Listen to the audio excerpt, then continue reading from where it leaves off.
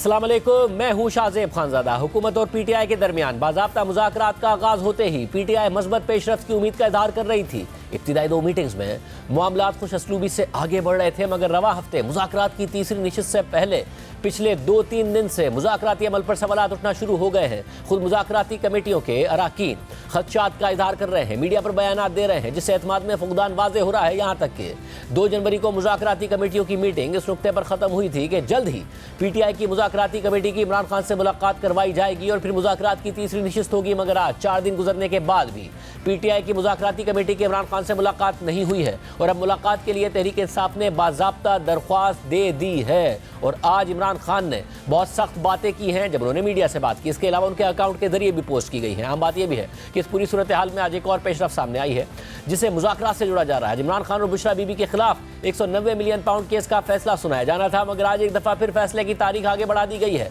और अब फैसला सुनाने के लिए 13 जनवरी की तारीख दे दी गई है, लेकिन बगैर कोई वजह बताए फैसला मौखर करने पर जहां हैरानी का इज़हार किया जा रहा है, तो वहीं इस पेशरफ्त को हुकूमत और पीटीआई के मुज़ाकरात के तनाजुर में देखा जा रहा है, क्योंकि 23 दिसंबर को भी ऐसा ही हुआ था। 23 दिसंबर को हुकूमत और पीटीआई के दरमियान मुज़ाकरात का पहला राउंड होना था और साथ ही 190 मिलियन पाउंड केस के फैसले की तारीख भी थी, लेकिन उस दिन एहतसाब अदालत के जज ने फैसला मौखर करते हुए 6 जनवरी की तारीख दे दी। मगर इस पर इमरान खान मौक़िफ़ दे रहे हैं कि उन पर दबाव बढ़ाने के लिए फैसले में ताख़ीर की जा रही है और वो फौरी तौर पर फैसला सुनाने का मुतालबा कर रहे हैं। ताहम हुकूमत और पीटीआई दोनों ये मौक़िफ़ भी इख्तियार कर रहे हैं कि 190 मिलियन पाउंड केस का फैसला जो भी आए उससे मुज़ाकराती अमल मुतासिर नहीं होगा। आज अडियाला जेल में इमरान खान से मुलाकात के बाद उनकी बहन अलीमा खान ने बैकडोर मुज़ाकरात की तरदीद करते हुए कहा कि हुकूमत तासुर देना चाह रही है कि इमरान खान भी उन्हीं की तरह एनआरओ लेकर बाहर आए। उन्होंने बड़ी कोशिश की कि इमरान खान 3 साल के लिए मुल्क से बाहर चले जाएं, फिर 6 महीने पर आ गए। फिर उन्होंने कहा कि हम आपको हाउस अरेस्ट में डाल देते हैं। फिर उन्होंने कहा कि आप चुप रहें और हमारी हुकूमत चलने दें। ताहम इन्होंने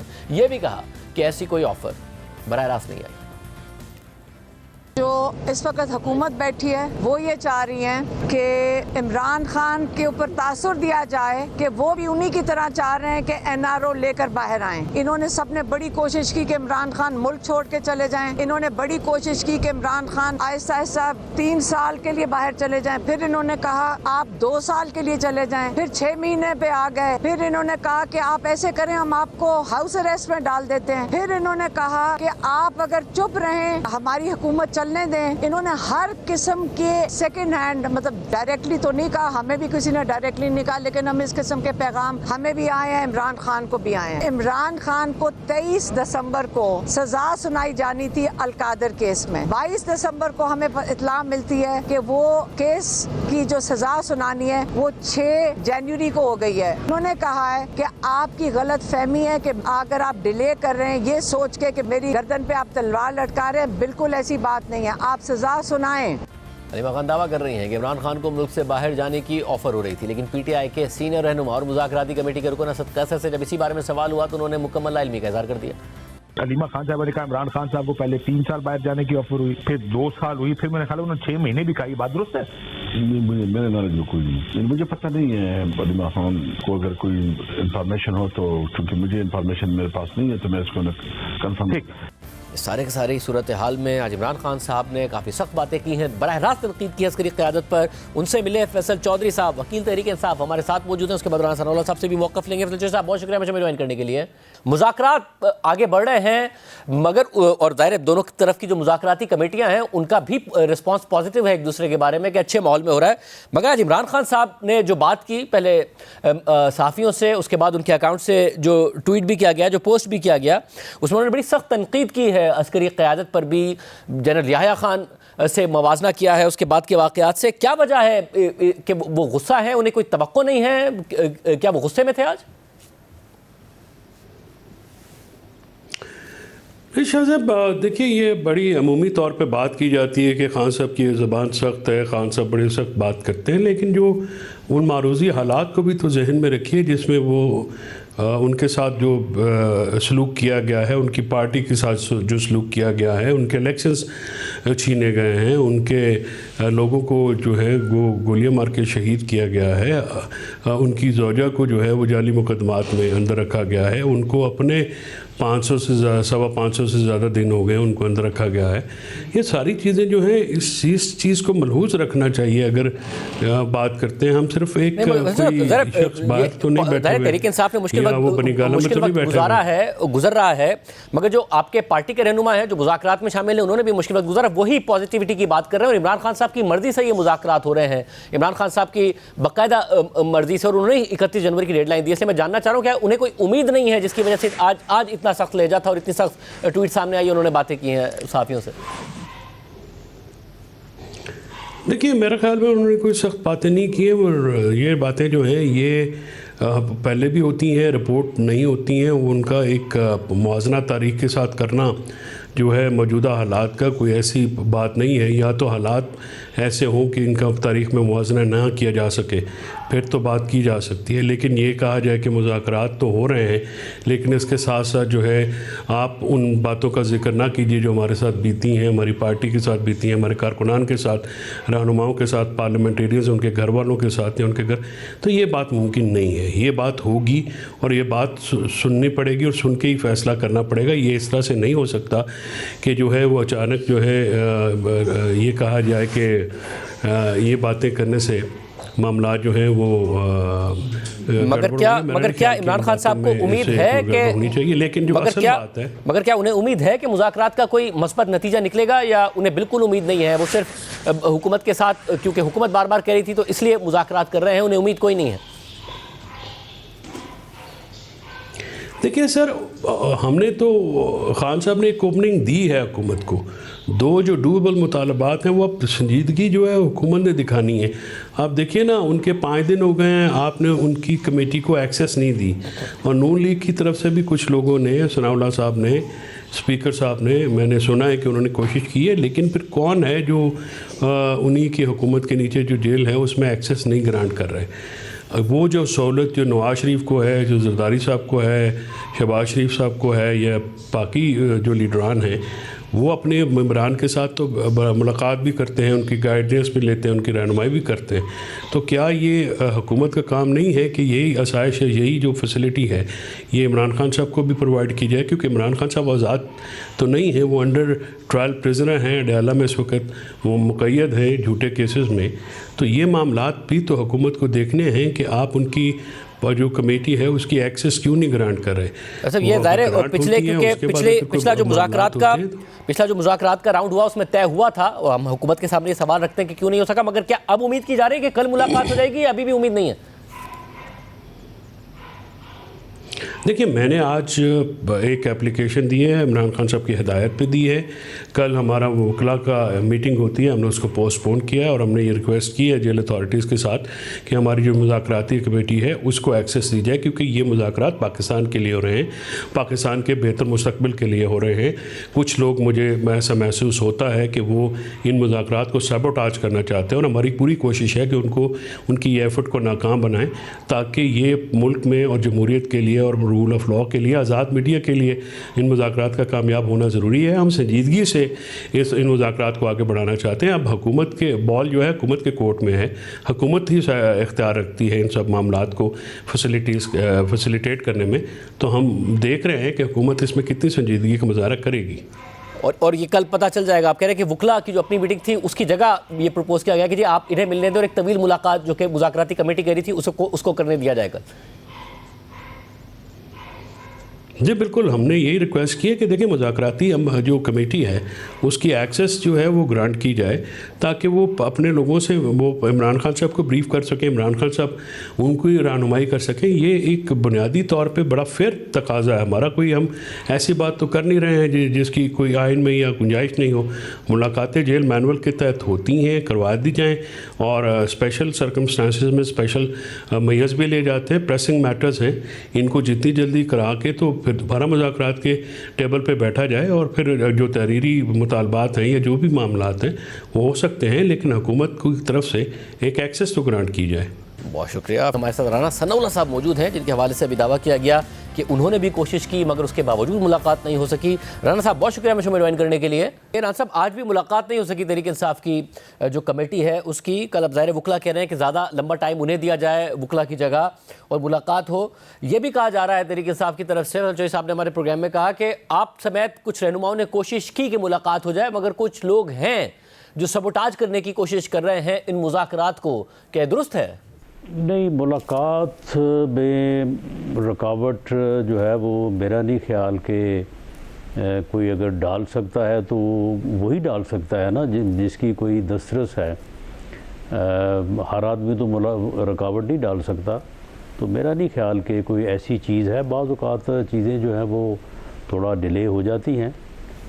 ये उस दिन जब मीटिंग थी तो उसमें ये मैसेज कन्वे कर दिया गया था। मेरा ख्याल है कि अगर आज नहीं हुई मुलाकात तो सुबह ज़रूर हो जाएगी। अच्छा, और तवील मुलाकात हो जाएगी क्योंकि कल वकला भी का भी टाइम वो कह रहे हैं कि जी मुलाकातियों को दे दिया जाए। मुज़ाकराती कमेटी ये भी कह रही है कि जी हमें अच्छी तरह तवील मुलाकात अच्छे माहौल में मुलाकात करने दी जाए। पिछली दफ़ा नहीं हो सकी थी तो एक तवील मुलाकात करने का मौका दिया जाएगा।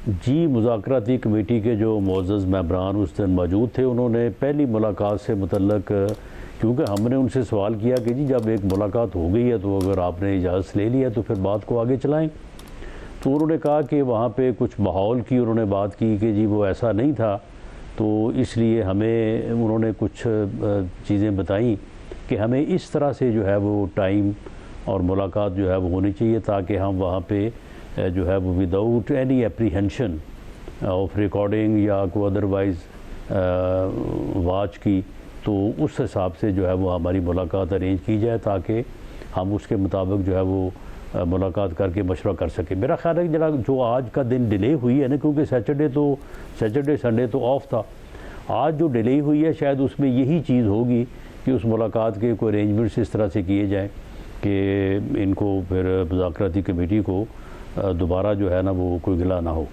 और साथ में फिर ये भी बता दीजिए कि 190 मिलियन पाउंड का केस का फैसला आना था, पहले 23 दिसंबर को आना था, फिर 6 जनवरी तक डिले हुआ। तासुर ये पैदा हुआ कि मुज़ाकरात हो रहे हैं, डीरेल ना हो इसलिए ये हो रहा है। फिर दोबारा डिले हो गया, 6 की जगह 13, यानी एक हफ्ते बाद फैसला आना है। आज इमरान खान साहब ने कहा कि मुझ पर दबाव डालने के लिए ये डिले कर रहे हैं, इन्हें फौरी तौर पर फैसला अनाउंस करना चाहिए। ये क्यों किया जा रहा है? देखें, इस फैसले का जिस तरह से इस डिले को मानी पहनाए जा रहे हैं कि ये इसलिए डिले हो रहा है कि क्योंकि मुज़ाकरात में कोई खलल ना पड़े। अब शाहज़ेब आप ख़ुद बताएं कि जब हमने भी ये कहा कि जी इसको उज़र नहीं बनाया जाना चाहिए और पीटीआई की मुज़ाकराती कमेटी ने हमारे सामने भी और उसके बाद मीडिया में भी उन्होंने बिल्कुल वाज़े कहा कि जी इस सज़ा जज़ा का जो है वो मुज़ाकरात के अमल के ऊपर कोई असर नहीं होगा, तो अब इसको इससे डिले करने का तो कोई जवाज़ ही नहीं बनता। तो इसलिए इसकी वजूहात जो हैं वो जज साहब रुखसत पे हैं या जज साहब ने अभी फ़ैसला नहीं लिखा या जज साहब को और टाइम चाहिए या इससे मुतल्लिका को और वजूहात हो सकती है। कम से कम मुज़ाकरात जो है, मुज़ाकरात में तो पीटीआई ऑन रिकॉर्ड है कि जी इस सज़ा और जज़ा के फ़ैसले से जो है वो मुज़ाकरात के ऊपर कोई असर नहीं पड़ेगा, क्योंकि पीटीआई जो है वो तैयार है। उन्हें ये मालूम है कि ट्रायल कोर्ट से हमें सज़ा होनी है, वो ये तवक्को करते हैं कि उन्हें हाई कोर्ट या सुप्रीम कोर्ट से जो है वो रिलीफ मिलेगा। और हमें भी इसमें कोई शक नहीं है, हमारे नुक्ता नज़र से वो केस 2+2 4 है। उसमें हमें भी मालूम है कि इसमें सज़ा के अलावा कोई और फ़ैसला जो है वो मुमकिन नहीं है, क्योंकि उसमें हर चीज़ जो है वो प्रूफ है। इसी तरह से वो उनका एक अपना स्टैंड है, वो कहते हैं कि जी हम बेनिफिशरी नहीं हैं। हमारा ये मानना है कि वो बेनिफिशरी हैं। वो जो बना है वो उसको ट्रस्ट, उस ट्रस्ट में जो है वो मासवाए इमरान खान साहब के और उनकी अहलिया मुहतरमा के और तो कोई है ही नहीं। और उस ट्रस्ट में उन्हें वही इख्तियारात हैं जो किसी भी आदमी को अपनी वरासती जायदाद में होते हैं, वही इख्तियारात उनको हासिल हैं। अच्छा, मगर मुझे बताएगा कि ये फ़ैसला जो भी है अदालत करे वैसे मगर मुझे ये बताइए ना कि अब आपका ये इसरार है कि तहरीरी तौर पर लेके आए आपके जो भी मुतालबात हैं, अब तहरीक साहब की तरफ से ये भी कहा जा रहा है कि जी मीटिंग के जो मिनट्स हैं वो रिकॉर्ड पर हैं, हम कौन से कोई 10 सफ़हात पर मबनी मुतालबात कर रहे हैं जो ये रिटन हमसे मांग रहे हैं, 2 मुतालबात हैं वो मान जाए या उस पर मुज़ाकरात कर ले। आप रिटन कब पर क्यों इसरार कर रहे हैं, ताकि दिखा सके बाद में एक पॉलिटिकल पॉइंट स्कोरिंग कर सकें कि इन्होंने हमसे एनआरओ मांगा था, क्यों इसरार कर रहे हैं? नहीं शाहजेब, बात ये है कि पॉलिटिकल पॉइंट स्कोरिंग करनी हो तो उनकी आवाज़ जो है वो अगर वहाँ पे रिकॉर्ड हुई है, वो कह रहे हैं कि रिकॉर्डिंग में, वैसे हमने जब पहले मीटिंग की थी तो उसमें ये मना किया था कि इसकी रिकॉर्डिंग वगैरह जो है वो ना की जाए। मीटिंग मिनट्स कह रहे हैं कि मीटिंग के मिनट्स रिकॉर्डेड है, मीटिंग के मिनट्स रिकॉर्डेड। हाँ मिनट्स। तो मामला ये है कि उन मिनट्स को भी अगर किसी ने कागज़ लहराना है तो उन मिनट्स को भी लहराया जा सकता है। लेकिन मामला ये है कि हम सिर्फ उनको ये नहीं कह रहे कि आप इन ब्लैक एंड वाइट जवाब दें, हम भी उनको जवाब जो देंगे वो लिख के देंगे और उसके बाद उनका डिमांड और हमारा जवाब जो होगा उसके ऊपर फिर मुज़ाकरात होंगे, उसके ऊपर फिर बहस होगी, फिर कोई जो है वो को थोड़ा बहुत वो नीचे आएंगे, को थोड़ा बहुत हम ऊपर आएंगे। तो मुज़ाकरात तो इसी तरह से होते हैं ना। आप देखें ना कि अगर सामने एक तयशुदा नकात नहीं है 1 2 3 4 तो फिर किस तरह से बात होगी। बात अब जब ज़ुबानी करते हैं वहाँ पे तो वो तो फिर आपको पता ही है कि हम सियासतदान हैं, हमें तकरीर करने का हर किसी को बड़ा शौक़ होता है। वो तो फिर एक आदमी जो निकलता है ए से तो वो फिर जी तक चला जाता है, सारी चीज़ें जो है वो उनका अहाता कर लेता है। तो अब सब ने इज़हार ख़याल कमेटी मेंबरान ने कर लिया है, जो बात उनके ज़हनों में थी वो उन्होंने वहाँ पे रिकॉर्ड पे ले आए हैं। लेकिन इस मुज़ाकराती एजेंडे के ऊपर तो चंद मखसूस चीज़ें ही होंगी, नंबर 1 2 3 जिसके ऊपर कोई फ़ैसला होगा और बाद में फिर ये देखा जाएगा कि 3 में से 2 पे फ़ैसला होता है या 1 पे फ़ैसला होता है और हम भी उनको इन राइटिंग जवाब देंगे उसका। वैसे आप लोगों ने सारे मीडिया पर भी कहा और यह भी कहा कि हमने पहली मीटिंग में बता दिया था कि एग्जीक्यूटिव ऑर्डर के जरिए तो नहीं हो सकती है जो रिहाई मुमकिन है। वो कह रहे हैं, हम भी यही कह रहे हैं कि हमें एग्जीक्यूटिव ऑर्डर से नहीं चाहिए रिहाई, हमें अदलिया के ही प्रोसेस से रिहाई चाहिए। तो हुकूमत जो है वो ज़ाहिर ज़मानतों में रुकावटें ना करे, ये सारे मामलात ना करें। ये बताएगा कि सबसे बड़ा मुतालबा उनका कैदियों की रिहाई है या इमरान खान साहब की रिहाई है? नहीं देखें, हमें फेयर बात करनी चाहिए। वो उन्होंने जितनी भी बात की है, जब भी बात की है, वो पहले बाकियों की बात करते हैं, उसके बाद फिर इमरान खान साहब की बात करते हैं। जैसा कि वो कहते भी हैं कि हमें यही डायरेक्शन है कि जी मेरी बात आप बाद में करें, बाकी लोगों की है बात जो है वो पहले करें। लेकिन मामला ये कि जब तक वो हमें उस लिस्ट को फराहम नहीं करेंगे, हमारा मौक़िफ़ ये है कि उनमें से कुछ लोग तो हो सकता है कि वो पॉलिटिकल प्रिजनर हों, सियासी कैदी हों, कुछ के मुताल्लिक़ हमारा स्टांस ये हो सकता है कि वो सियासी कैदी नहीं है। फिर उसके बाद अगर वो कहते हैं कि जी आप ज़मानतों की राह में हायल ना हों, तो वो हमें बताएं ना कि कौन से स्टेप्स वो हमारी तरफ से चाहते हैं कि हम ज़मानतों की राह में जो है वो हायल ना हों। वो भी हम उसका भी जो है वो हम उनको जो जवाब देंगे, तो वो जवाब जो है वो उनके पास एक सनद होगी, वो जाके अदालत में भी पेश कर सकते हैं कि देखिए जी उन्होंने तो हमें ये चीज़ जो है वो तहरीरन दी है। मतलब जब आपने खुद भी कहा कि फेयर बात यही है कि वो कह रहे हैं कि बाकी कैदियों की रिहाई, फिर वो इमरान खान साहब की रिहाई की बात करते हैं, मगर आप इस बात को डिनाई करते हैं कि इमरान खान साहब को ऐसी कोई ऑफर दी गई थी, क्योंकि वो कहते हैं कि मुझे ऑफर थी बनी गाला कहीं और शिफ्ट करने की, मगर मैंने इनकार कर दिया कि बाकी लोग हों। आज अलीमा खान साहबा ने कहा कि बहुत ज़्यादा उनको ऑफर आई कि एनआरओ लेकर बाहर आएँ, हाउस अरेस्ट करने का भी कहा गया, ये भी कहा गया कि आप चुप रहें और हमारी हुकूमत चलने दें, ये भी कहा कि बराह रास्त नहीं है मगर मुख्तलिफ ज़राए से उनको ये पैगाम दिया गया है। ये कौन से ज़राए हैं जिनसे ये पैगाम उन तक पहुंचाया गया, क्योंकि उनकी पार्टी के रहनुमा भी कह रहे हैं कि उनके इल्म में ये बात नहीं? नहीं देखें, PMLN का तो कोई ज़रिया नहीं है, गवर्नमेंट का तो कोई ज़रिया नहीं है। गवर्नमेंट के साथ इस मुज़ाकराती कमेटी से पहले वो बात भी नहीं करना चाहते थे और हर मरतबा कहते थे कि जी हमने इनसे बात नहीं करनी। इसलिए PMLN या उनकी अलाई पार्टीज़ या गवर्नमेंट का तो कोई ज़रिया नहीं, अगर है तो वो बताएं। बाकी जिन ज़राए की बात करते हैं वो ज़राए जिस तरफ अगर कोई इशारतन या कोई असेसमेंट कर सकता है तो उनकी तरफ से भी बड़ा वाज़ेह बयान है। DG ISPR ने जो 2 प्रेस कॉन्फ्रेंसेस की हैं, ये गुज़श्ता दिनों की है, एक उससे पहले 8 मई को की थी, तो अब उसमें कोई अभाम रह जाता है। और आज ख़ुद इमरान खान साहब की तरफ से उनकी हीरा अलीमा खान साहबा ने ये कहा है कि उन्होंने ये कहा है कि मुज़ाकराती कमेटी के अलावा हमारा किसी के साथ कोई राब्ता नहीं है। बाकी अगर कोई बीच में से अपने तौर पे बात बना के करता होगा कि जी ये कर लें, जी वो कर लें, जी ये ऑफ़र है, वो ऑफ़र है, तो इस तरह से लोग जो है वो अपने तौर पे भी बात करते रहते हैं। मेरा नहीं ख्याल कि गवर्नमेंट की तरफ से तो मैं पूरी तरह से यकीन से कह सकता हूँ, और किसी दूसरी तरफ से जहाँ जिस तरफ इशारा ये कर रहे हैं वहाँ से भी मेरी जो इंफॉर्मेशन है कोई ऐसी बात नहीं है। वैसे हुकूमत ने अभी तक कोई डिमांड नहीं रखी है। नहीं डिमांड देखें नहीं गवर्नमेंट की डिमांड होनी नहीं चाहिए। गवर्नमेंट की डिमांड क्या होगी, वो जो है वो अपनी डिमांड्स जो है वो रखें, मगर नहीं उसके बाद उनकी एक डिमांड ये लाजमी होगी, भले वो पहले करें या बाद में करें, वो अपने मैंडेट की बात करेंगे।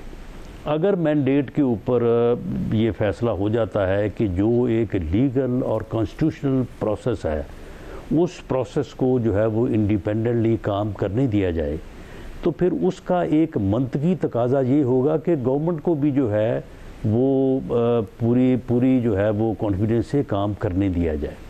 और ख़ास तौर पे जो इकॉनमी का महाज है, इकॉनमी के महाज के ऊपर यानी कोई और जो मर्ज़ी कहे, लेकिन ये इस गवर्नमेंट की और प्राइम मिनिस्टर मियां शहबाज शरीफ की ये तो उनका क्रेडिट है कि उन्होंने अपनी मेहनत से जो है वो इकॉनमी को ICU से निकाल दिया है। वैसे मगर फिर आप तो ये कह रहे हैं ना कि जो है वो इकोनॉमिकली एक सीधे रास्ते पे डाल दिया है। यानी आप ये कह रहे हैं ना कि क्रेडिट उनको जाता है ना। वैसे आप ये कह रहे हैं कि बात है कि पॉपुलर वोट जो है वो हमारे खिलाफ हो या हमारे हक में हो, तो लेकिन ये है कि इकॉनमी को रेगुलेट करने के लिए जो इक़दामात मियां शहबाज शरीफ को बतौर प्राइम मिनिस्टर करने पड़े हैं, उससे पॉपुलर वोट तो फिर डिस्टर्ब होता है ना। ये इतनी समझ तो हमें भी है, लेकिन ये मुल्क के लिए ज़रूरी था। आप इस वक्त के लिए कह रहे हैं कि पॉपुलर वोट, आप इस वक्त के लिए कह रहे हैं कि पॉपुलर वोट हमारे हक में हो या खिलाफ हो, या 8 फरवरी के लिए तस्लीम कर रहे हैं कि पॉपुलर वोट आपके खिलाफ था मगर वज़ीर आज़म बन गए हो?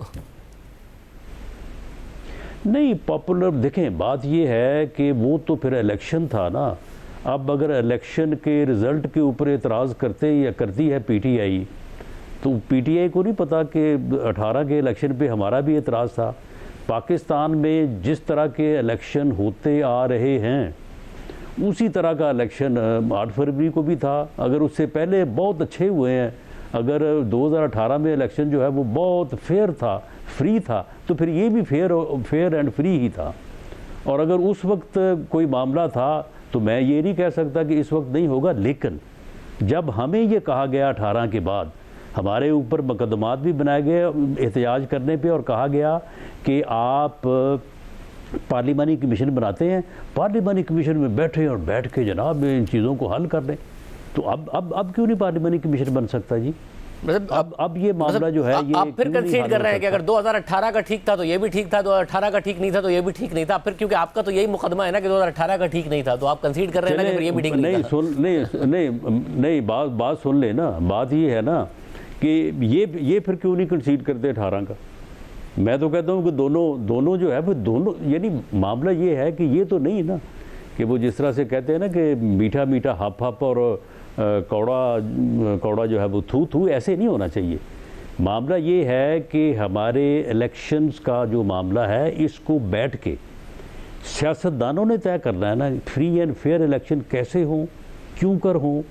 ये अगर कज़िया है और जोके है तो ये किसने बैठ के तय करना है? हम कभी अदारों को इल्ज़ाम देते हैं, कभी इधर कभी उधर कि जी ये हो गया वो हो गया। सबसे ज़्यादा बड़ी जिम्मेदारी तो सियासतदानों की है, ये बैठ के ये तय करें।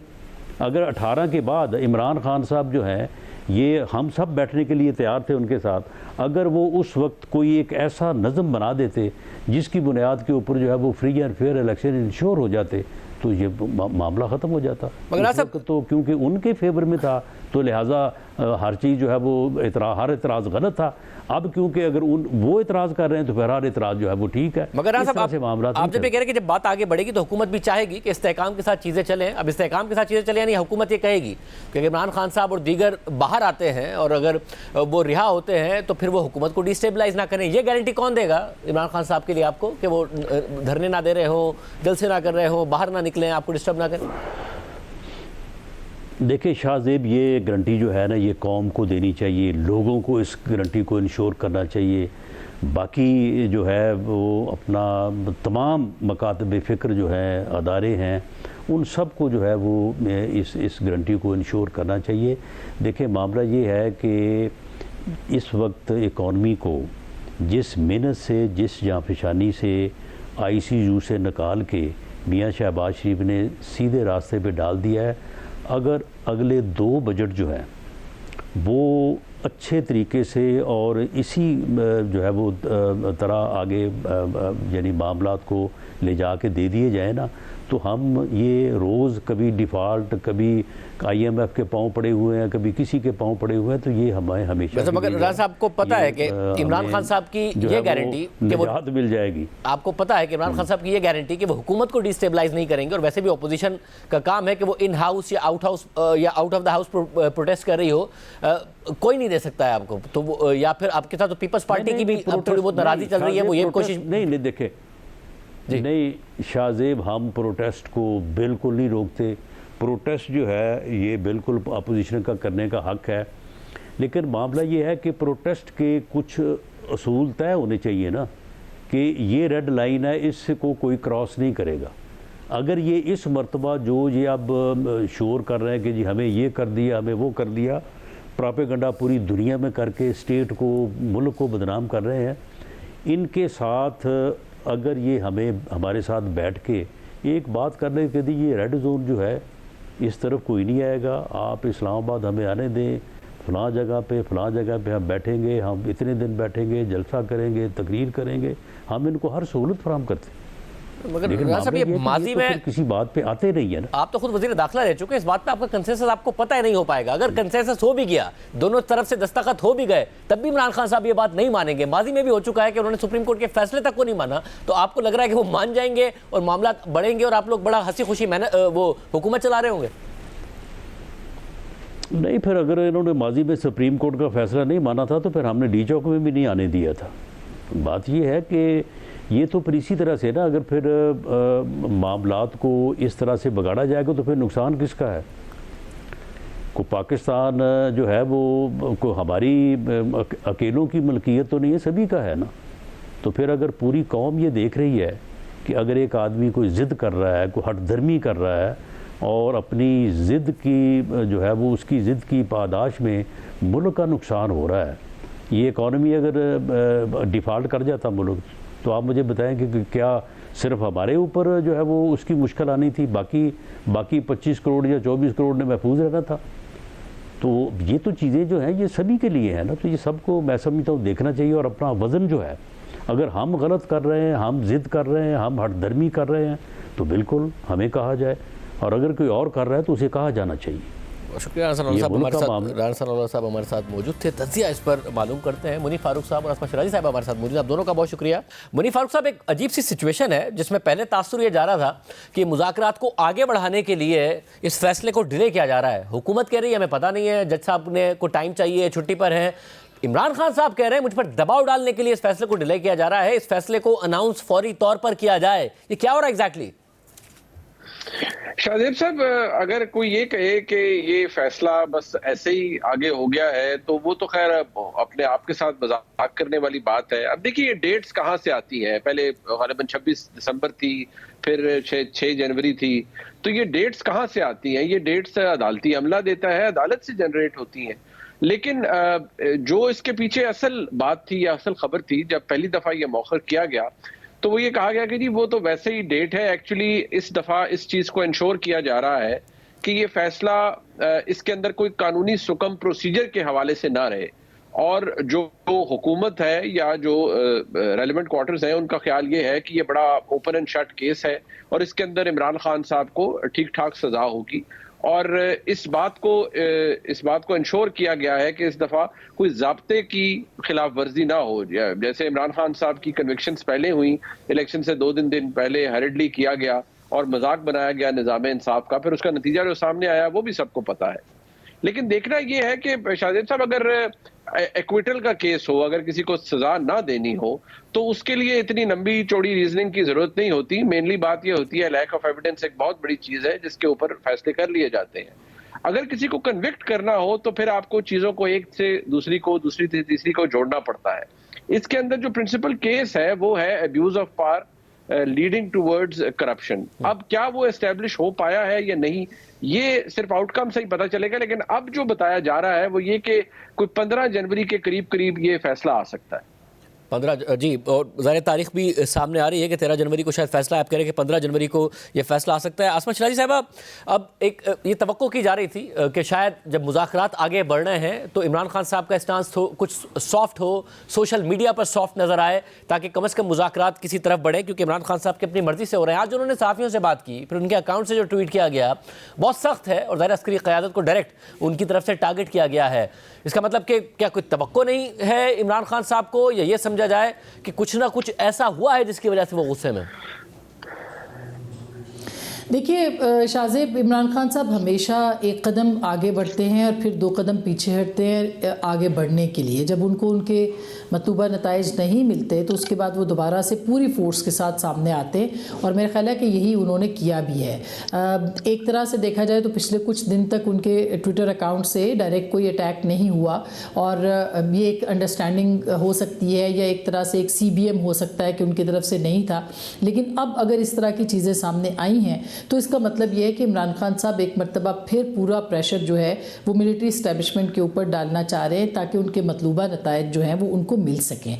और वो आपने देखा होगा कि एक मुज़ाकरात के अंदर, जो कि पहले बहुत जल्दी आपको नज़र आ रही थी कि फौरी तौर पर कुछ कह रहे थे कि मुस्कुराने के दिन आ गए हैं, हुकूमत कह रही थी कि नहीं हम मिल बैठेंगे, कुछ ना कुछ रास्ता निकल आएगा। फिर आपने स्पीकर साहब का किरदार देखा, फिर ऐसा क्या हुआ है कि हुकूमत भी पीछे हटी है और ख़ुद पाकिस्तान तहरीक इंसाफ भी पीछे हटी है, और वहाँ से जो शर्तें आ रही हैं लिखने के हवाले से या तहरीरी मुतालबात के हवाले से, और यहाँ से जो शर्तें नहीं बताई गई हुकूमत की तरफ से, और वो यही हैं कि इस दफ़ा इस वक्त जो है वो इमरान खान साहब तहरीरी तौर पर कुछ देंगे तो उसके बाद आगे बढ़ेगा मामला, वरना आगे नहीं बढ़ेगा। तो ऐसे लगता है कि इमरान खान साहब जो है इस पूरी सिचुएशन के अंदर अपना जो प्रेशर है वो उसको बढ़ाएंगे, और उसको इस हद तक ज़रूर बढ़ाएंगे कि हुकूमत जो है वो जो 20 जनवरी की जादुई तारीख़ है, जिसका कि शायद कहा जाता है कि इमरान खान साहब भी इंतज़ार कर रहे हैं कि जिसमें ट्रंप एडमिनिस्ट्रेशन बाकायदा इन पावर होगी, और इसी तरह से हुकूमत भी इंतज़ार कर रही है कि देखते हैं कि 20 जनवरी के बाद क्या होगा। तो ऐसे लगता है कि वो एक उस तरफ बढ़े हैं और दोनों तरफ से टाइम बाय किया जा रहा है। ये सिर्फ इमरान खान साहब की तरफ से नहीं है उनको मुर्दे इल्ज़ाम ठहराना अकेले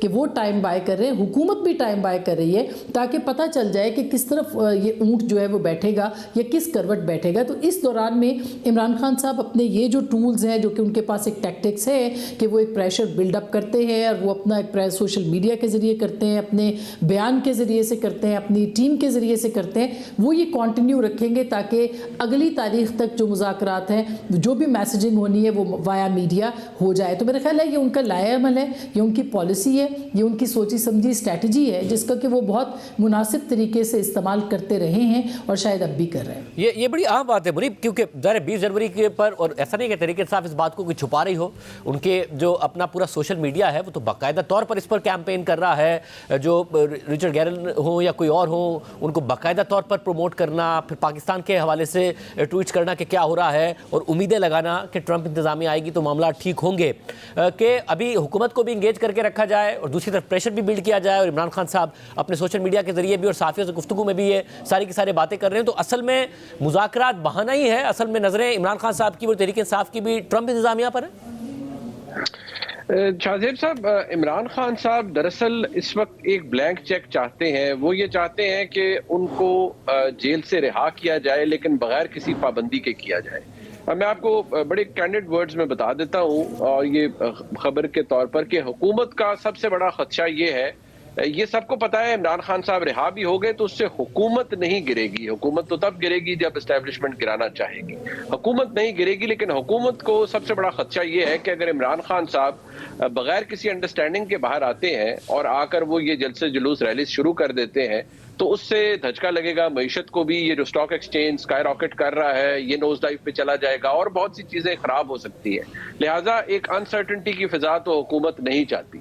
लेकिन ये जो अमेरिका वाला चैप्टर है शाहजेब साहब, इस पे बड़ा हैविली डिपेंड इमरान खान साहब तस्लीम करें या ना करें, लेकिन उनका एक जो फॉरेन चैप्टर है वो तो बड़ा हैविली डिपेंड कर रहा है और वो ये समझते हैं कि हालात बदल जाएंगे और डोनाल्ड ट्रंप ऐसी शख्सियत है कि वो किसी जलसे में, किसी जुलूस में, किसी गैदरिंग में, ट्विटर के जरिए कोई ऐसी स्टेटमेंट जरूर दे सकते हैं, पॉसिबिलिटी है जो इमरान खान साहब के हक में हो या वो इस निज़ाम को या रियासत पाकिस्तान को चार्जशीट कर सकते हैं। बिकॉज आप उनसे कुछ भी एक्सपेक्ट कर सकते हैं। लेकिन फिलहाल जो यहाँ पर तैयारी मैं कहूँ या जो यहाँ पर माहौल है वो ये है जी कि अगर ऐसा कोई एक्सट्रीम मेजर लिया भी गया तो उस पर हमारी पोजीशन यानी रियासत पाकिस्तान की पोजीशन इमरान खान साहब की तरफ नरम नहीं पड़ेगी बल्कि शायद मजीद सख्त हो जाएगी। अभी तक जो बात मैं हमेशा आपके सामने करता रहा हूं कि ये मुज़ाकरात की तो अहमियत बस इतनी सी है कि ये बैठ जाते हैं या सिलसिला चल पड़ता है, लेकिन क्योंकि तहरीक इंसाफ के पास लेवरेज नहीं है तो जो एक्चुअल डिविडेंड है वो इन मुज़ाकरात से निकल नहीं सकता। पॉलिसी वो है जो आज तक तब्दील एस्टेब्लिशमेंट ने नहीं की इमरान खान साहब से। नहीं तो किसी मुज़ाकरात की जरूरत नहीं है शाहजेब साहब, एक आधी बेल होनी है और इमरान खान साहब बाहर आ जाएं, कौन से मुज़ाकरात की जरूरत है। सो बेसिकली इस वक्त जो मुज़ाकरात हो रहे हैं वो शायद हुकूमत के कुछ लोगों की ख्वाहिश ये भी है कि एटलीस्ट हमारी लेजिटिमेसी जरा एस्टैब्लिश होती है कि हम एक रिप्रेजेंटेटिव गवर्नमेंट है और हमने सियासी माहौल बेहतर करने के लिए छोटी मोटी कोशिश की है। लेकिन फ्रैंकली कोई इतने ज्यादा इम्प्रेस्ड नहीं है इस वक्त पाकिस्तान की एस्टेब्लिशमेंट के लिए मुज़ाकरात हो और उससे कोई बड़ा मेजर और बड़ा अच्छा आउटकम निकले। अगर ऐसा होना हो तो फिर इमरान खान साहब को और भी जेस्चर्स दिए जाए कि उनके लिए सजाएं खत्म कर दी जाएं, उनके लिए माहौल ठीक कर दिया जाए। अगर ये 190 मिलियन पाउंड का फैसला उनके हक में आता है और वो बरी होते हैं फिर हम यकीनी तौर पर ये नुक्ते जोड़ सकेंगे। लेकिन अगर ये फैसला उन्हें चार्ज कर देता है, कन्विक्ट कर देता है, फिर तो हालात बहुत ख़राब है। और आसमा मगर इस सब में ज़ाहिर हुकूमत की तो ये ख्वाहिश है कि अगर मुज़ाकरात का कोई मस्बत नतीजा निकले, ब्रेक थ्रू हो, तो ये गारंटी मिले उन्हें कि उनकी हुकूमत को डिस्टेबलाइज नहीं किया जाएगा। मगर ये ऑन पेपर इस बात पर कमिट कर भी लें, हो भी जाए, तो आपको लगता है ये मुमकिन है इमरान खान साहब बाहर आएँ और कहें कि जी ठीक है फिर हुकूमत टाइम पूरा करे, जब हमारी बारी आएगी फिर देखेंगे, इलेक्शन का माहौल देखेंगे, 2027 की अंडरस्टैंडिंग कर लें कि जब इलेक्शन हो जाएंगे, ये मुमकिन है? मेरा नहीं ख्याल कि ये मुमकिन है कि इमरान खान साहब गारंटी दें और कोई भी उनकी ये गारंटी नहीं दे सकता कि इमरान खान साहब खामोश हो जाएंगे, वो घर बैठ जाएंगे, वहाँ बैठ के अब सिर्फ लूडो खेलेंगे। मेरा नहीं ख्याल कि इमरान खान साहब वो सियासत कर रहे हैं और उनका एक सियासी हक भी है कि वो सिटिंग गवर्नमेंट के ख़िलाफ़ जो भी जिस तरह से उस वक्त की PDM ने किया वो उस तरह की कोई मूव कर सकते हैं। लेकिन असल बात यह है कि वो एहतजाज करें या जिस तरह से भी उनके मामलात हैं वो उसको आगे बढ़ाएँ। उनका जो असल पर्पज़ होगा वो बाहर आके वो सिर्फ और सिर्फ ये होगा जो हो सकता है कि वो इस्टेब्लिशमेंट के साथ अपनी जो सुरताल है वो मिलाएं, क्योंकि उनको ये बात अच्छे तरीके से पता है कि जो मौजूदा इस्टेब्लिशमेंट है या मौजूदा जो चीफ हैं, जाहिर है कि इनकी टेन्योर जो है वो अगले 3 साल के लिए तो 4 साल के लिए तो है और इस बात के ऊपर उनको कोई वो भी नहीं है कि इससे उनकी कोई बरतरफी हो जाएगी। लिहाजा उनका जो मैक्सिमम जो उनका पर्पज़ होगा वो ये होगा कि उनके साथ मुज़ाकरात को जो है या उनके साथ जो अपने ताल्लुकात हैं उनको बहाल किया जाए। पाकिस्तान तहरीक इंसाफ हमेशा से जब वो पॉपुलर थी, जब इस्टेब्लिशमेंट के बगैर पॉपुलर थी, तो उनको नज़र आ रहा था कि वो कभी पावर में नहीं आ सकती। मगर अब वो अगर पावर में नहीं आ सकते तो इसका मतलब ये होगा कि इस्टेब्लिशमेंट के साथ उनके ताल्लुकात ख़राब है। तो इमरान खान साहब की गारंटी खुद इमरान खान साहब भी नहीं दे सकते कि वो बाहर अगर रहते हैं तो वो घर बैठे रहेंगे और वो खामोश बैठेंगे। और मेरा ख्याल है ये 2 चीज़ें हैं जो कि इस्टेब्लिशमेंट भी गारंटी चाहती है और ख़ुद हुकूमत भी ये गारंटी करेगी। आपने देखा होगा उस दिन जो वज़ीर आज़म ने बात की कि मेरे दिल में कुछ वसवसे आ रहे हैं लेकिन अल्लाह करे कि ऐसा ना हो, ये वसवसे खामखा के वसवसे नहीं थे।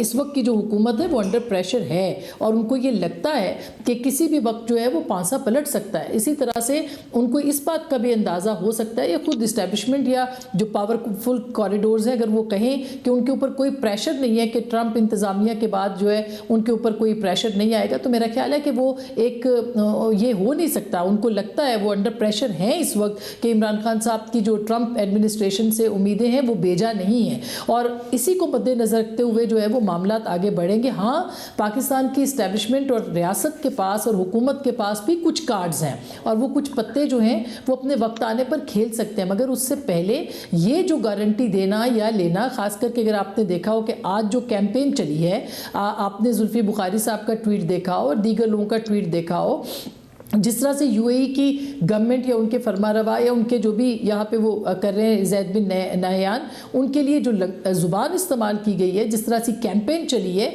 उनको क्लैरिफाई करनी पड़ी अपनी पोजीशन। इससे पहले सऊदी जो उनके मोहम्मद बिन सलमान साहब के लिए या उनकी हुकूमत के लिए जो कहा बुशरा बीबी साहिबा ने, उसके बाद भी क्लैरिफिकेशंस दी गई। तो मेरा ख्याल है कि ख़ुद पाकिस्तान तहरीक इंसाफ के लिए, और ये बड़े की प्लेयर्स हैं, अगर आप अमरीका को देखें, अगर आप सऊदी अरब को देखें, आप दीगर को, माजी में भी पाकिस्तान के जितने भी रहनुमा थे उनके लिए एक फैसिलिटेटर का, लाइक इट और नॉट, ये किरदार रहा है हमेशा से, एक फॉरेन एलिमेंट रहा है और वो फॉरेन एलिमेंट अब भी आ सकता है। लेकिन आज की जो कैंपेन थी, इसके बाद उनको एक क्लैरिफाई करनी पड़ी अपनी पोजीशन। तो क्या इस पूरी सूरत हाल के अंदर इमरान खान साहब के पास एक वाहिद जरिया ये है कि वो इस्टेब्लिशमेंट को किसी ना किसी तरीके से इंगेज करें, भले वो धौंस हो, भले वो धमकी हो, भले वो प्यार हो, भले वो पैगाम हो जो कि बुशरा साहिबा ने दिया अपनी तकरीर के अंदर कि वो किसी से इंतकाम नहीं लेंगे, ये गारंटी मेरा ख्याल है कि इमरान खान साहब खुद भी नहीं दे सकते। बहुत शुक्रिया, गुफ्तगू आपने सुनी। प्रोग्राम में आगे बढ़ते हैं। बानी पीटीआई के खिलाफ तोशाखाना केस 2 में आज अहम पेशरफ्त हुई है। इस्लामाबाद हाईकोर्ट ने इस केस में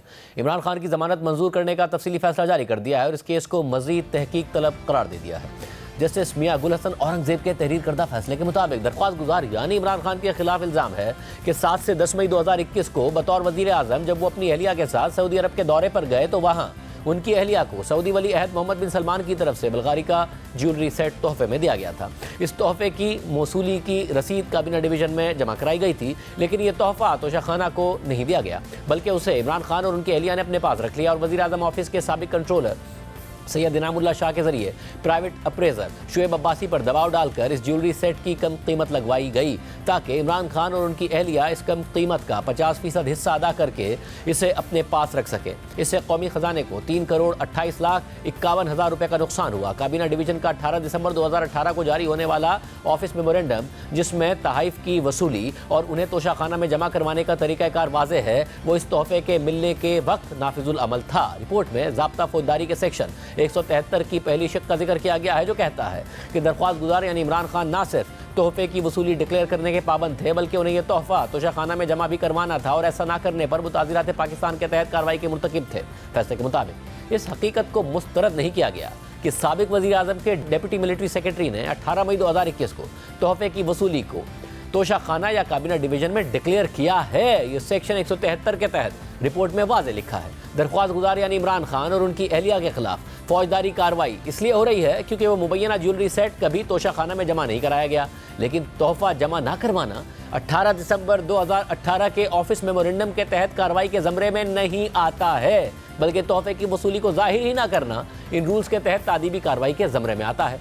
इसलिए काबीना डिवीजन ने ऑफिस मेमोरेंडम की इस शिक में 18 मार्च 2023 में तरमीम की, जिसमें मुतल्लिका वक्त में तोशाखाना में तोहफा जमा ना करवाने पर तादीबी कार्रवाई तजवीज़ की गई थी। 18 मार्च 2023 को जारी होने वाले इस ऑफिस मेमोरेंडम का इतलाक 22 फरवरी 2023 से हुआ। FIA के स्पेशल प्रोसिक्यूटर ने कहा कि इस नए ऑफिस मेमोरेंडम का माजी पर इतलाक नहीं होगा, जैसा कि इस केस में हुआ जहां वाकया इस ऑफिस मेमोरेंडम के आने से 2 साल पहले पेश आया था। 18 दिसंबर 2018 का ऑफिस मेमोरेंडम तोशाखाना में तोहफे को जमा न करवाने के खिलाफ मुतल्लिका रूल्स के तहत मुनासिब कार्रवाई की इजाज़त नहीं देता। इसलिए मेरी राय में दरख्वास्त गुजार के खिलाफ इस केस में मजीद इंक्वायरी की ज़रूरत है। फैसले के मुताबिक FIA के स्पेशल प्रोसिक्यूटर ने नैब के तफ्तीशी अफसर के सामने सेक्शन 161 के तहत दिए गए बयान पर भी गौर किया, जिसमें कहा गया था कि इमरान खान और उनकी अहलिया ने प्राइवेट अप्रेजर शुएब अब्बासी पर वज़ीर आज़म दफ्तर के साबिक कंट्रोलर के जरिए गैर ज़रूरी असर वसूख और प्रेशर डाला ताकि वो ज्वेलरी सेट की कम कीमत लगाएं ताकि इमरान खान की अहलिया बुशरा बीबी इसे कम कीमत पर ख़रीद सकें। फैसले के मुताबिक ये FIA का केस ही नहीं है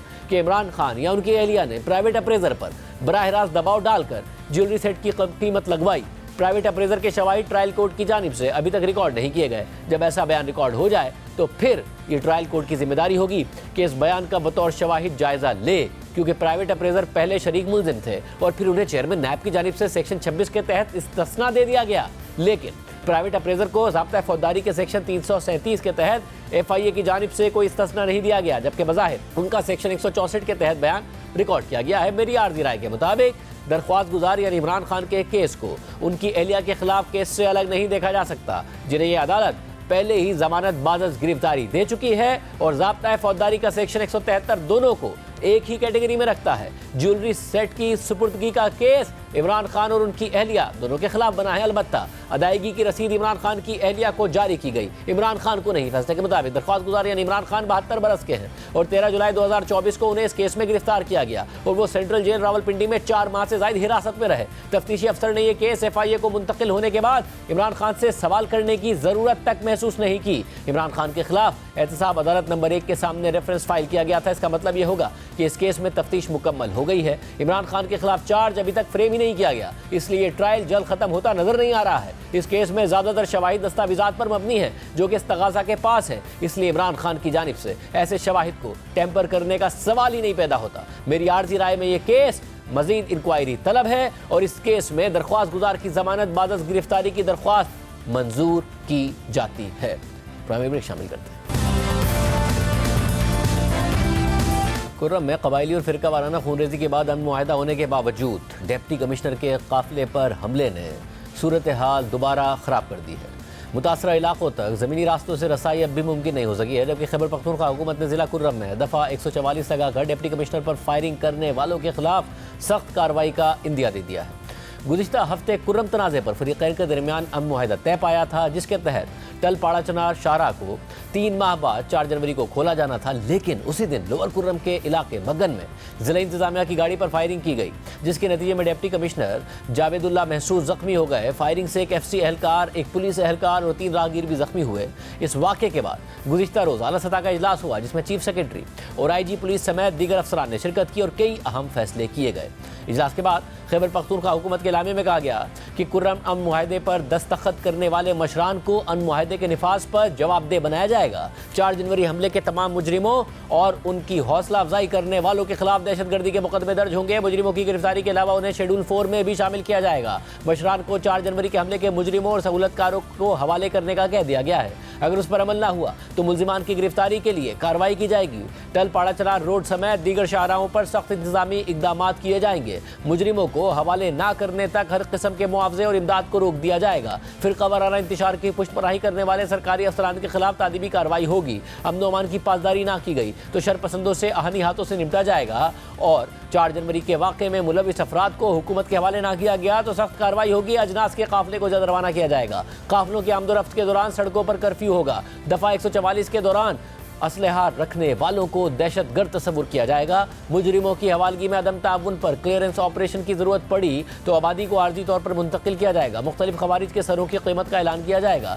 DPO कुर्रम को फसादात रोकने के आलात, लेडीज़ पुलिस और मतलूबा वसाइल दिए जाएंगे। पुलिस टल पाड़ा चनार रोड पर किसी भी गैर कानूनी नाकाबंदी और हुजूम को हटाया जाएगा। टल पाड़ा चनार रोड की सिक्योरिटी के लिए पुलिस को मतलूबा नफरी फराहम की जाएगी और पुलिस की मदद के लिए FC समेत दीगर कानून नाफिज करने वाले इदारों को जरूरत के मुताबिक तैनात किया जाएगा। ज़राए के मुताबिक खैबर पख्तूनख्वा हुकूमत ने फिलहाल मुतासरीन की मजीद इमदाद रोक दी है और जिरगा माहिदीन से शरपसंदों को हवाले करने का मुतालबा किया है। गुज़िश्ता रोज़ से ज़िला कुर्रम में दफ़ा 144 के तहत 5 से ज़ायद अफराद के जमा होने पर 2 माह के लिए पाबंदी आयद करके असले की नुमाइश पर भी 2 माह के लिए पाबंदी लगा दी गई है।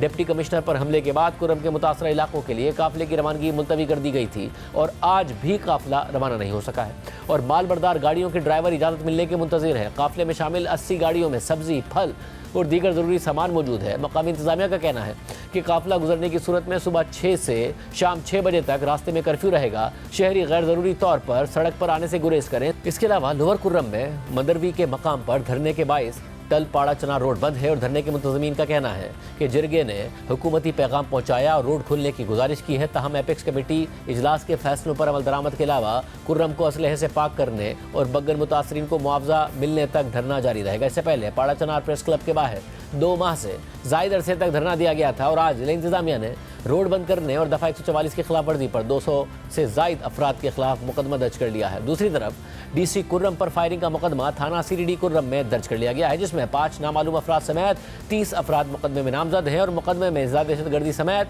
दीगर दफा शामिल है। मुकदमे में नामजद 3 मुलजिमान को गिरफ्तार भी कर लिया गया है और दूसरी जानिब जख्मी होने वाले जावेदुल्लाह महसूद की जगह अशफाक खान को डिप्टी कमिश्नर कुर्रम तैनात कर दिया गया है। इस हवाले से बात करेंगे, हमारे साथ मौजूद हैं बैरिस्टर डॉक्टर मोहम्मद अली सैफ, मुशीर इत्तलात खैबर पख्तूनख्वा हुकूमत। डॉक्टर साहब बहुत शुक्रिया मुझे ज्वाइन करने के लिए। ज़ाहिर पिछले हफ्ते फाइनली ब्रेक थ्रू हुआ, उम्मीद की जा रही थी कि अब यहाँ से मामला ठीक होंगे। एक अनफॉर्चुनेट वाक़या होता है, उसके बाद ज़ाहिर हुकूमत की तरफ से कहा जा रहा है, खैबर पख्तूनख्वा की हुकूमत की तरफ से कि सहूलतकारों को हवाले किया जाए, अगर अमल ना हुआ तो मुलजिमान की गिरफ्तारी के लिए कार्रवाई की जाएगी। अभी तक क्या डेवलपमेंट हुई है? जी शाहजेब, FIR रजिस्टर्ड हो चुकी है इस वाक़े की और लोगों को आइडेंटिफाई भी किया जा रहा है, कुछ लोगों की गिरफ्तारी भी हुई है और जो मुतल्लिका इलाका है उसके जो अमायदीन हैं, मोअज़्ज़िज़ीन हैं, उनको कहा गया है कि आप अमन मुआहदे की जो शिक है उसके तहत इन अफराद को हमारे हवाले करें जो इस वाक़े के ज़िम्मेदार हैं, ताकि उनके खिलाफ कानून के मुताबिक कार्रवाई की जाए। दरअसल जो मुआहदा हुआ था उसमें ये एक इम्पॉर्टेंट कंडीशन थी, शर्त थी कि अगर अमन और अमान को किसी भी अंदाज में डिस्टर्ब किया जाता है तो जिस इलाके में होता है वहाँ के लोग इंतज़ामिया के साथ कोऑपरेट भी करेंगे, तावन भी करेंगे और उन लोगों की गिरफ्तारी और कानून के हवाले करने में मदद करेंगे। तो ये अब उनको कहा गया है और मुझे उम्मीद है कि इसका पॉजिटिव रिजल्ट आएगा और ये लोग कानून के मुताबिक इनके साथ बर्ताव किया जाएगा। तो आगे से क्या रिस्पांस मिला है हुकूमत को अभी तक? वहाँ से क्या कहा जा रहा है कि जी बिल्कुल हवाले किया जाएगा, हमें पता है कौन है, क्या डेवलपमेंट हुई है? देखिए शाहजेब, जो ओवरऑल कम्युनिटी है, चाहे वो अहले सुन्नत में से हों चाहे अहले तशीम में से हों, दोनों चाहती हैं कि अमन कायम हो और ये जो तसादम की सूरत हाल है, टेंशन है, ये ख़त्म हो। तो ओवरऑल तो लोगों की बिल्कुल सपोर्ट हुकूमत के साथ है और कल इस वाक़े के फ़ौरन बाद मुख्तलिफ फ़रीक़ैन जो दोनों हैं उनकी तरफ से बयानात आए, उनके रहनुमाओं की तरफ से उन्होंने इस वाक़े को की मज़म्मत भी की और इंतज़ामिया को तावन का यकीन भी दिलाया है। ये जो मखसूस जगह है, यहाँ पे देखें सब लोग तो मुआहदे के खिलाफ नहीं है, अमन के हामी हैं और हर कोई ये चाहता है। मेरे साथ खुद राब्ते हैं लोगों के, आज भी मैं लोगों से मिला हूँ, कल फिर एक डेलीगेशन इसी इलाके का मुझे मिलने आ रहा है। तो लोग तो चाहते हैं कि अमन हो और ये जो शरपसंद हैं इनकी बेखुनी हो, लेकिन बहरहाल शरपसंद हर जगह होते हैं और बदकिस्मती से इस वाक़े में भी इन शरपसंदों को मौका मिल गया। लेकिन एक चीज़ मैं बता दूँ, देखें ओवरऑल मजमूई लोग तो इनके मुखालिफ हैं और इंशाल्लाह इनके खिलाफ कार्रवाई भरपूर होगी। इनमें से कुछ गिरफ्तार हैं और बाकी जो हैं मतलूब उनको भी गिरफ्तार किया जाएगा। रह गई बात अवाम की, तो अवाम की सपोर्ट हमारे साथ है और इस वाक़े ने यकीनन थोड़ी सी बदमज़गी पैदा की है, इसमें कोई शक नहीं है कि डिप्टी कमिश्नर साहब और उनके स्टाफ पर जो अटैक हुआ है वो इंतहाई अफसोसनाक वाक़या है। लेकिन ओवरऑल जो पीस प्रोसेस है वो डीरेल होने का कोई इम्कान नहीं है। इंशाल्लाह वो जारी रहेगा और हम इस इलाके में मुस्तकिल अमन की तरफ जो है इंशाल्लाह गामज़न है और इंशाल्लाह अमन कायम होकर मतलब ज़रूरी अशिया को लेकर जो काफ़िले पहुंचने थे, तकरीबन 80 गाड़ियां, सब्जी, फल, दीगर ज़रूरी सामान, वो नहीं रवाना हो सका। अभी तक सड़क बंद है, उस हवाले से क्या डेवलपमेंट होगी? देखें, बस इसी वाक़े की वजह से चूँकि सिक्योरिटी कंसर्न्स बढ़ गए थे तो इंतज़ामिया ने यही फैसला किया कि कॉन्वॉय को कुछ दिन के लिए रोक दिया जाए। अब जो सिक्योरिटी के इदारे हैं वो इस रास्ते को मुकम्मल तौर पर महफूज बनाने और किसी भी इम्कान को, किसी भी इस तरह की हरकत के इम्कान को जो है वो ख़त्म करने के लिए वो अपनी कोशिश कर रहे हैं। हमें यही बताया गया है कि वो एक आध दिन में हमें बताएंगे, जैसे ही हमें क्लियरेंस मिलेगी तो काफिला वहाँ से मूव हो जाएगा। ये ट्रक वगैरह सब उधर ही खड़े हैं, करीब ही खड़े हैं। मैं चूंकि खुद वहाँ था तो सब कुछ मैंने खुद ही देखा भी है, मॉनिटर भी किया है, करीब ही हैं। जैसे ही हमें सड़क की क्लियरेंस का वो मिलेगा तो इंशाल्लाह हम वहाँ से काफिले को, कॉन्वॉय को मूव कराएंगे। अच्छा, जो सबसे अहम नुक्ता है मुआहदे का, असलहे से पाक करने का, उस पर कैसे अमल होगा अगर इस किस्म के वाक़यात हो रहे होंगे? शाहजेब, एक बात तो देखें हमें जहन में ज़रूर रखनी चाहिए कि जो अमली दुनिया है, जो एक्चुअल हकीकत में तो होता ही है कि आइडियल सिचुएशन कहीं भी नहीं होती।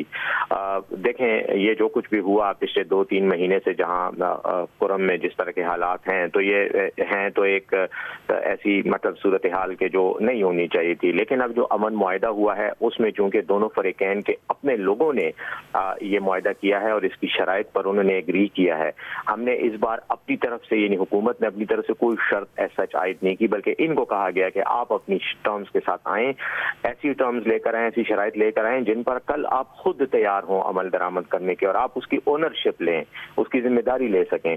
तो ये जो कुछ भी हुआ है, मैं तो इसलिए इसके बारे में बहुत मस्बत राय रखता हूँ कि ये लोगों की, दोनों फरीकैन की मुशावरत से और मुज़ाकरात के नतीजे में ये मुआहदा हुआ है। अब इसके बाद इस तरह का के छोटे मोटे वाकयात का होना मैं ये समझता हूँ कि ओवरऑल मुआहदे पर कोई असर नहीं डालेगा। उसकी वजह यही है कि आम जो कंसेंसस है, आम लोगों की जो सोच और ख्वाहिश है वो अमन है, और इस तरह की चंद मिसक्रिएंट्स, कुछ शरपसंद अगर कहीं पे कोई ऐसी हरकत करते भी हैं तो उसका ओवरऑल मुआहदे पर कोई नेगेटिव असर नहीं पड़ेगा, बल्कि उनके खिलाफ पब्लिक भी जो है वो सपोर्ट कर रही है कि कार्रवाई की जाए, और कार्रवाई हो रही है।